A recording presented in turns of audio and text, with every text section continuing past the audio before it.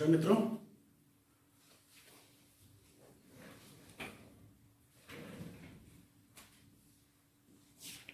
मित्रों। आज मैं आपको बताऊंगा कि कुंडली में केवल लग्न चार्ट पर्याप्त नहीं है। लग्न चार्ट के साथ साथ डिविजनल चार्ट और भी कुछ चार्ट्स मैं आपको बता रहा हूँ। सारी चार्ट्स बनानी बहुत इंपॉर्टेंट है। बिना उसके एक्यूरेसी आ नहीं सकती, बिना उसके एक क्वालिटी प्रिडिक्शन जो है वो नहीं आ सकता। यहां पर टोटल मिला के 20 चार्ट्स बनती हैं। मैं पहले सभी चार्ट्स को पढ़ देता हूं, कौन कौन सी चार्ट्स बनानी जरूरी होती हैं। फिर उसके बाद मैं डिटेल में आपको एक एक चार्ट को क्यों बनाना चाहिए वो डिटेल में आपको बताऊंगा। पहले मित्रों, लग्न चार्ट बनानी जरूरी होती है, जिससे बेसिक आपकी date of birth, time of birth और प्लेस ऑफ बर्थ से पता चलता है। ये लग्न चार्ट बनती है। फिर नक्षत्र और उसकी डिग्री और उसके पद, ये सारे चीजें, ये चार्ट बनानी जरूरी होती है। वो प्लैनेट जो, जैसे लग्न कुंडली में जो भी प्लैनेट बैठा हुआ है वो किस नक्षत्र में है उसके बारे में नक्षत्र चार्ट से पता चलता है, उसकी डिग्री से, उसके पद से। तीसरी चार्ट है मित्रों, ये सर्वष्टक वर्ग पॉइंट चार्ट है। ये बनानी बहुत इंपॉर्टेंट है। इससे कौन सी राशि पावरफुल है ये पता चलता है। कुंडली में कौन सा ग्रह पावरफुल है वो सर्वष्टक वर्ग पॉइंट चार्ट से पता चलता है, इसलिए चार्ट बनानी बहुत जरूरी है। फिर चौथी चार्ट अरुधा लग्न चार्ट है। ये अरुधा लग्न चार्ट, ये आपकी डेस्टिनी, आपकी जो फोकस ऑफ योर सोल, आपका ब्रेन का फोकस किस तरफ है, किस जगह पे है, किस तरफ आप सोचते हो, ये अरुधा लग्न से पता चलता है कि ब्रेन है कैसा और उसका फोकस क्या है। तो अरुधा लग्न चार्ट बनानी जरूरी है। पांचवी चार्ट नवमांश चार्ट है। नवमांश चार्ट जो है ये प्लैनेट्स की डिग्निटी चेक करने के लिए, जो लग्न पे प्लैनेट बैठे हैं या सर्वष्टक वर्ग चार्ट में जो प्लैनेट बैठे हैं उसकी नवमांश में उसकी क्वालिटी चेक करने के लिए नवमांश चार्ट बनानी जरूरी है। छठवीं चार्ट प्रोफेशनल, इसको D10 चार्ट कहते हैं, प्रोफेशनल चार्ट, कि आप कर्म क्या करेंगे, आप काम कैसा करेंगे जिससे आपकी अर्निंग आएगी, तो वो D10 चार्ट प्रोफेशनल चार्ट होती है, ये बनानी जरूरी है। उसके बाद फिर विवाह के बारे में उपपद लगन चार्ट बनानी जरूरी है। लगन चार्ट और नवमांश चार्ट से बेसिक विवाह के बारे में बेसिक चीजें पता चलती हैं, लेकिन मेन जो है ये जो सातवीं चार्ट है उपपद लगन चार्ट, ये बनानी बहुत जरूरी है।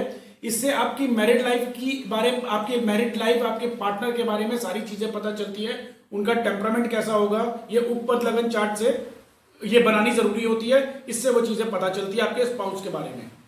फिर मित्रों आठवीं चार्ट है, ये हेल्थ चार्ट है, इसको D6 चार्ट कहते हैं।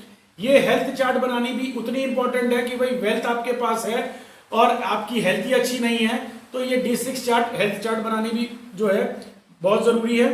फिर मित्रों नौवीं चार्ट है D4 चार्ट कहते हैं। इसे असेट्स चार्ट और लग्जरी चार्ट कहते हैं कि लाइफ में कितनी बड़ी आपके पास वेल्थ या असेट्स होंगे, कितने अच्छे अच्छे वाहन होंगे, उसके बारे में ये D4 चार्ट जो है, ये असेट चार्ट है, ये बनानी बहुत जरूरी है आपके असेट्स के बारे में। फिर उसके बाद 10वीं चार्ट जो है वो कराकांक्षा चार्ट है।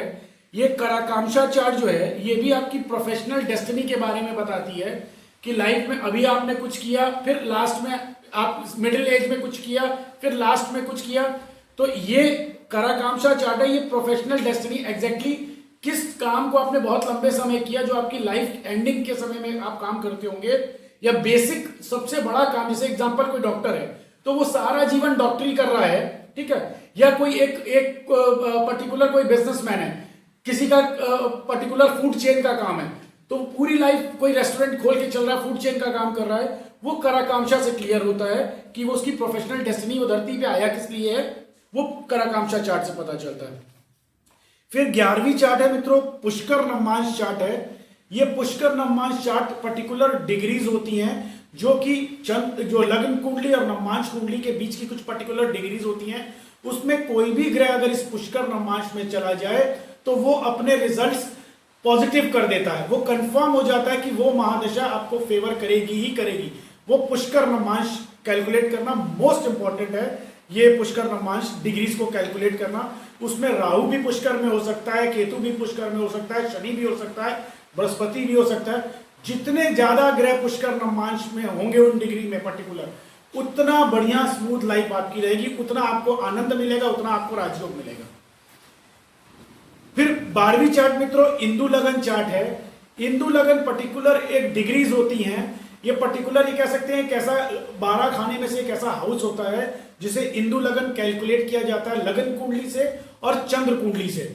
इससे पर्टिकुलर एक मैथमेटिक्स है इसकी, वो कैलकुलेट करने के बाद तब ये इंदु लगन निकाला जाता है। तो ये चार्ट भी उतनी इंपॉर्टेंट है कि लाइफ में पर्टिकुलर वो प्लेनेट कब अपलिफ्ट देगा ये इंदु लगन से क्लियर होता है। तो इंदु लगन चार्ट बनानी बहुत इंपॉर्टेंट है। फिर 13वीं चार्ट में बात करूंगा, ये मोस्ट इंपॉर्टेंट चार्ट है भृगु बिंदु। इसको हम डेस्टिनी पॉइंट कहते हैं। डेस्टिनी पॉइंट पर्टिकुलर उन 12 खानों में से ये हमारे भाग्य उदय का कौन सा ऐसा पॉइंट होगा, वो ये भृगु बिंदु पॉइंट इसे कहते हैं। ये चंद्रमा और राहु से कैलकुलेट किया जाता है उनकी डिग्रीज से। ये पूरी एक कैलकुलेशन है, बट डायरेक्टली जब हम लोग चार्ट बनाते हैं वो एक रफ में सारा कैलकुलेट करने के बाद एग्जैक्टली वो कौन सा प्लैनेट उस 12 खाने में से कुंडली के कौन सा भृगु बिंदु का पॉइंट है वो कैलकुलेट करके एक पेपर पे लिख के बकायदा इसकी चार्ट बनाते हैं, डिटेल में एक वो बनाते हैं, वो प्लैनेट और वो डिग्री बताते हैं। फिर 15वीं चार्ट है मित्रों ग्रहों की दृष्टि चार्ट। ग्रहों की दृष्टि किन किन घरों पे पड़ रही है ये चार्ट बहुत इंपॉर्टेंट है। बहुत बार कुंडली में होता क्या है कि दृष्टि चार्ट अगर नहीं बनी हो तो जब प्लैनेट्स की तीसरी 7वीं या 10वीं दृष्टि शनि की जैसे है तो वो दृष्टि चार्ट से क्लियर होता है कि उसके फल अलग अलग घरों पे जो 12 खानों में से पर्टिकुलर किन किन घरों पे उसकी दृष्टि पड़ रही है और उसका फल कैसा होगा। तो ये दृष्टि चार्ट बनाना बहुत इंपॉर्टेंट होता है। फिर 16वीं चार्ट है मित्रों गोचर चार्ट इसे कहते हैं। गोचर होता है सौर मंडल में इस समय ग्रहों की स्थिति क्या है और उनका आपके जीवन में क्या प्रभाव पड़ेगा।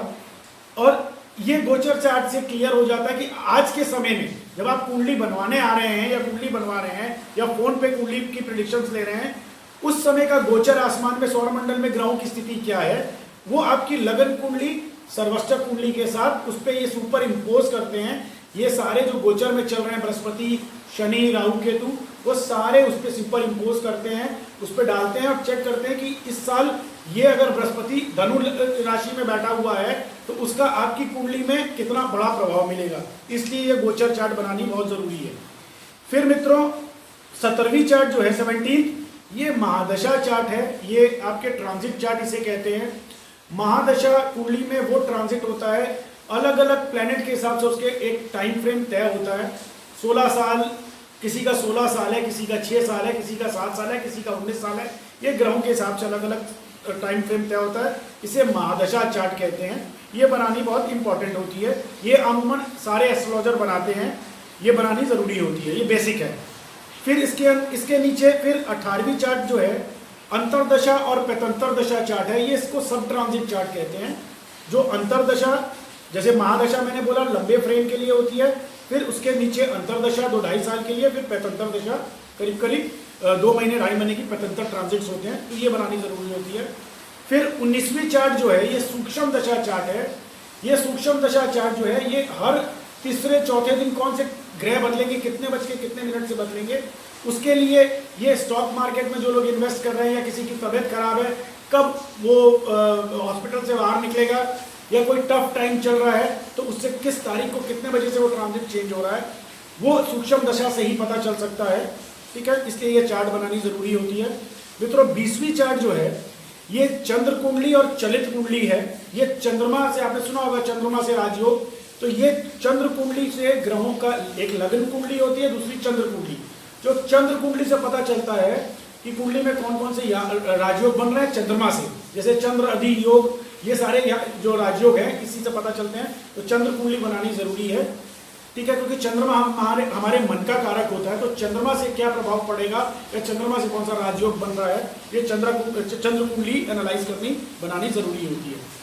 चलित कुंडली जरूरी होती है। चलित भाव कुंडली से ये इसका प्रयोग तब किया जाता है जब कोई प्लैनेट एग्जाम्पल के तौर पे बहुत लेट डिग्रीज में हो, 29 डिग्री 29.5 डिग्री का है और वो अपनी राशि परिवर्तन कर रहा है, तो वो लगन कुंडली पे पर्टिकुलर किसी राशि पे बैठा है, लेकिन चलित भाव में अगर वो घर चेंज कर रहा है, मतलब राशि चेंज कर रहा है, वो चलित भाव कुंडली से कैलकुलेट करते हैं। केवल लगन से अगर प्रिडिक्शन करेंगे तो उस प्लैनेट की जो प्रिडिक्शन करेंगे वो गलत निकलेगी, इसलिए ये चलित कुंडली बनानी जरूरी होती है। ठीक है मित्रों, ये टोटल मिलाकर के 20 चार्ट जो मैंने आपको बताई ये सारी बनानी जरूरी है, तभी कुंडली में एक्यूरेसी आएगी, प्रेडिक्शंस में एक्यूरेसी आएगी।